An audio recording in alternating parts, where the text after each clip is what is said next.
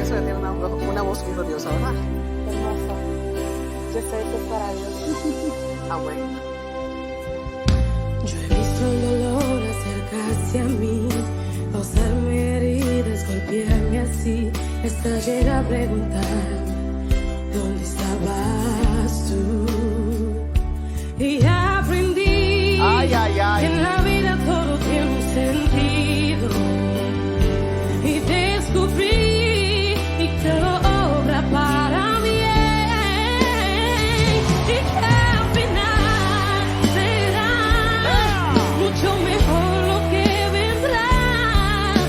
Es parte de un propósito y todo ya saldrá.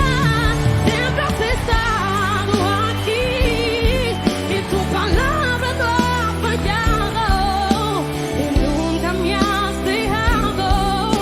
Descansa mi confianza sobre ti.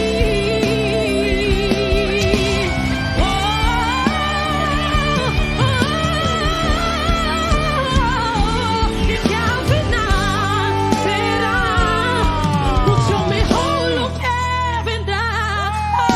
Es parte de un propósito y todo bien saldrá. Siempre has estado aquí y tu palabra no ha fallado. Nunca me has dejado. Descansa mi confianza sobre ti. ¡Dale, negrita! ¡Oh, mi Dios! ¡Oh, mi Dios! ¿Cómo te llamas? ¿De dónde vienes? ¿Qué edad tienes? Me llamo Débora Enristad. Yo soy haitiana y tengo 19 años. ¡Dame, negrita! 19 años, Débora.